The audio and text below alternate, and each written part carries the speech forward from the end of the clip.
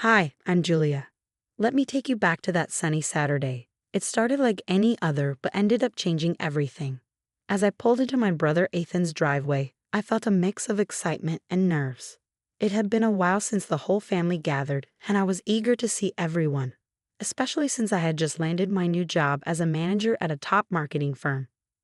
My old car, a 2002 blue sedan, was packed with bags of chips and homemade salsa.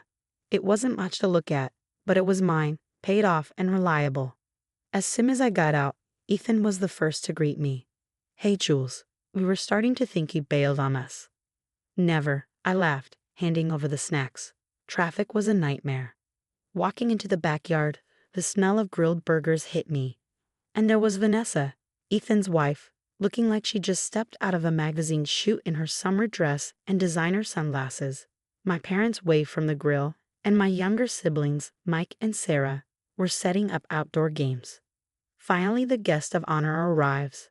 Vanessa called out, her voice loud enough for the neighbors to hear. She glanced at my car, parked next to their brand new SUV. "Couldn't you park that relic around the block, Jules? It's killing my view." A few of my cousins chuckled as I tried to laugh it off. "Well, it gets me from A to B," I replied. Vanessa sighed dramatically, taking a sip of her cocktail. "Oh, honey, you really should treat yourself. You're a manager now, aren't you? Act like it." I started to say something, my news about the new job still fresh.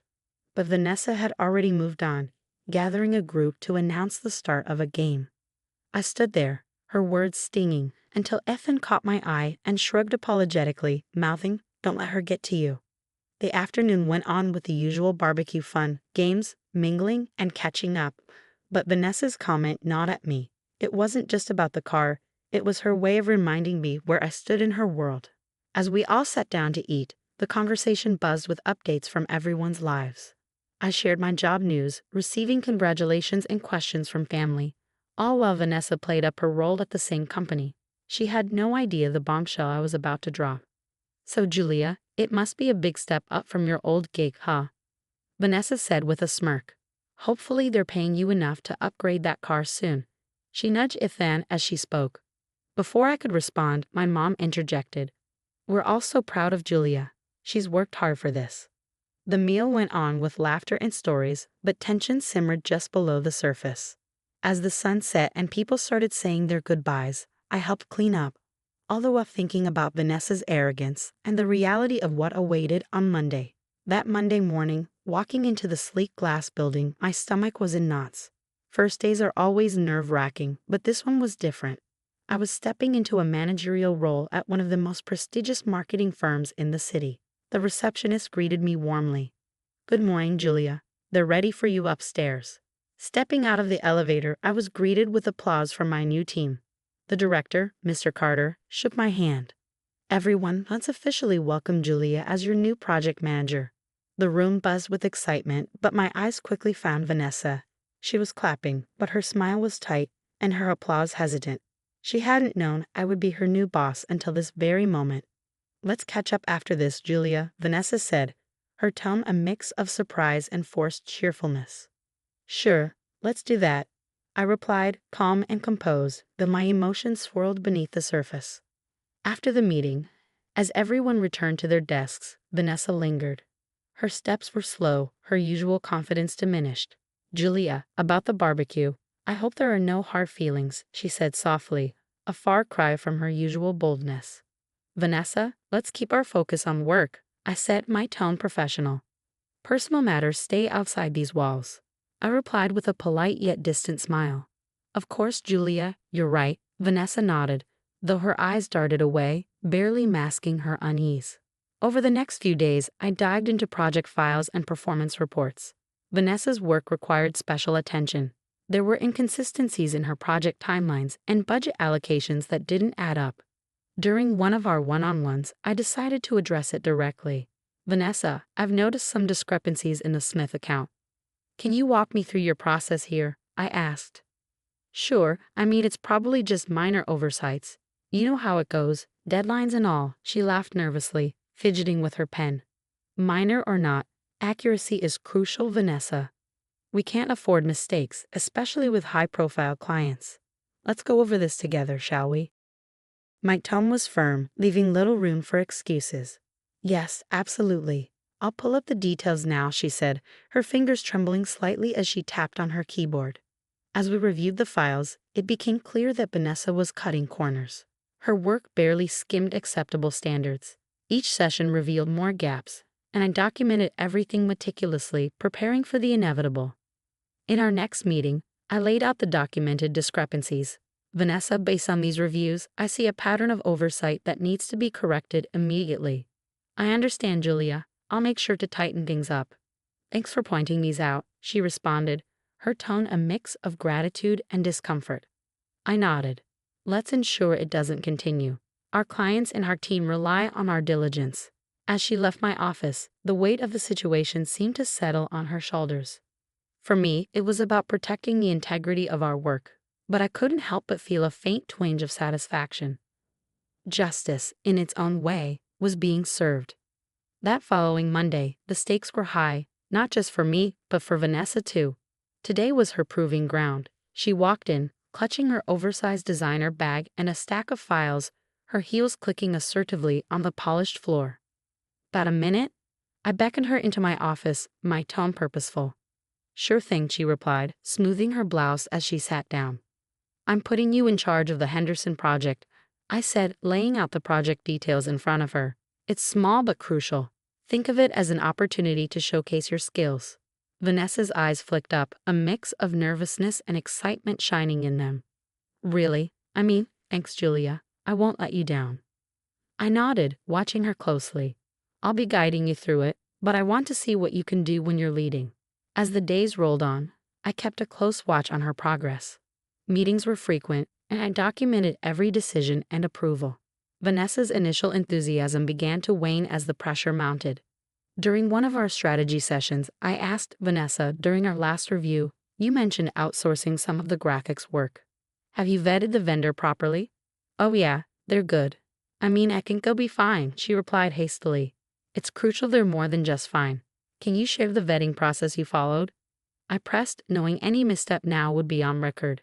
She fumbled through her files, her facade of confidence slipping. I'll get that info to you by the end of the day. I just didn't bring the paperwork with me right now. Days turned into weeks, and the project deadline loomed. In a team meeting, it was Vanessa's turn to present her progress. The room was full, and the air was thick with anticipation.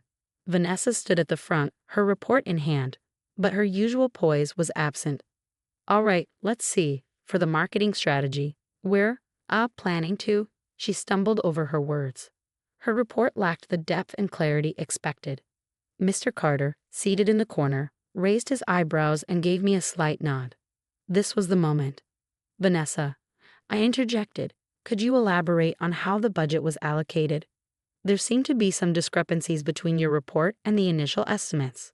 Her face flushed. Well, I had to make some last-minute changes. The costs, they kind of got away from me. I see. It's crucial we stick to the planned budgets, especially with new clients, I remarked, turning to share a look with the team. It's important we all learn from this. The meeting ended, and as the team shuffled out, murmurs of concern about the project's status filled the room. Vanessa lingered, her defeat almost palpable.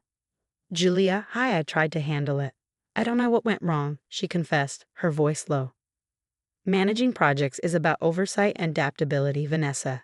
Let's discuss how we can rectify this, I said, my tone firm but not unkind. I knew this moment wasn't just about her failure, it was about setting a standard for everyone. Vanessa nodded, agreeing to meet later. I documented everything carefully. Her mismanagement was now evident to the entire team. Though I took no pleasure in her struggle, I knew it was necessary to protect the company and its clients. This was about justice, not revenge. Upholding professional standards was key. The day after that disastrous meeting, the office was eerily quiet. As I made my way to my desk, whispers trailed behind me like a shadow. Vanessa, pacing by the water cooler, intercepted me before I could sit down. This was a setup, wasn't it? You've been out to get me from the start, she accused, her voice tense and strained with anger and confusion. I gave you an opportunity, Vanessa. The outcome was in your hands, not mine, I replied, calm and measured against her rising tone. But you watched me fail. You could have helped more, you could have guided me, she said, desperation creeping into her voice. Helping is one thing. Doing your job for you is another. We all have to meet our standards, and unfortunately, you didn't meet yours, I said. She scoffed, throwing her hands up in frustration. So that's it, huh? You're just going to watch me go down. I document everyone's performance, Vanessa. It's not personal, it's my job. Later that afternoon, Mr. Carter called us into his office. The atmosphere was thick, almost suffocating, as Vanessa and I sat across from him. He laid out the papers I had compiled: mismanaged budgets, unvetted vendors, timeline discrepancies. After reviewing the evidence and considering Julia's observations, we've decided it's best for the company that we part ways with you, Vanessa, he said firmly. Her face went pale, the fire in her eyes extinguished by the weight of the decision. I understand, was all she could manage, her voice barely a whisper. The news of Vanessa's termination spread quickly. At the next family gathering, the mood was mixed. My brother Ethan approached me as I poured myself some coffee. I know it's been rough, Jules. Are you okay? His concern was genuine, and it touched me. I did what was necessary, Ethan. It wasn't about revenge, it was about integrity. He nodded, clapping a hand on my shoulder. I know, sis, and I think, deep down, everyone else knows too.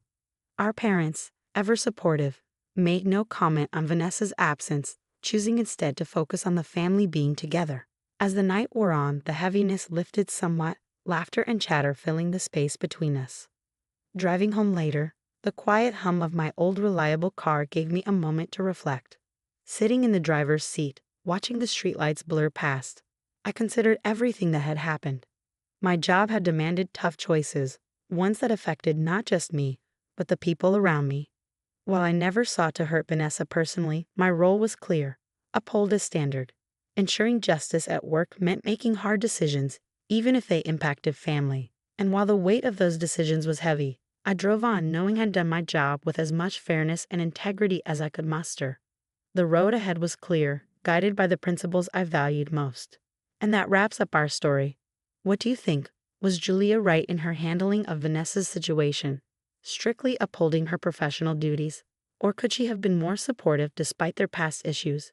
Share your thoughts in the comments below. And don't forget to like the video and subscribe for more content like this. Your support keeps these stories coming.